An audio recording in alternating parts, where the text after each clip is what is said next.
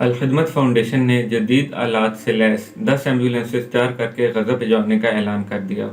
अल खिदमत फाउंडेशन पाकिस्तान के central board of management का इजलास सदर अल खिदमत फाउंडेशन डॉक्टर हफीजुर रहमान की ज़ेर सदारत हुआ, जिसमें सेंट्रल बोर्ड ने गज़ा रिलीफ से मुतालिक सरगर्मियों का जायज़ा लिया और आइंदा की हिकमत अमली की मनसूबाबंदी की।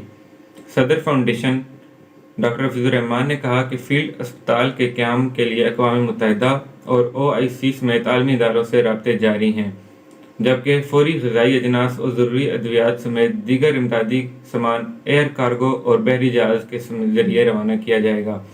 उन्होंने कहा कि गज़ा में फील्ड अस्पताल के क़याम के लिए अक़वाम मुत्तहिदा, OIC, federation of Islamic medical association समेत दीगर आलमी इदारों से कोऑर्डिनेशन की जाएगी। डॉक्टर हफीजुर रहमान ने मज़ीद कहा कि गज़ा के लिए जदीद आलात से लैस 10 एम्बुलेंसेज तैयार करके गज़ा भिजवाई जाएंगी।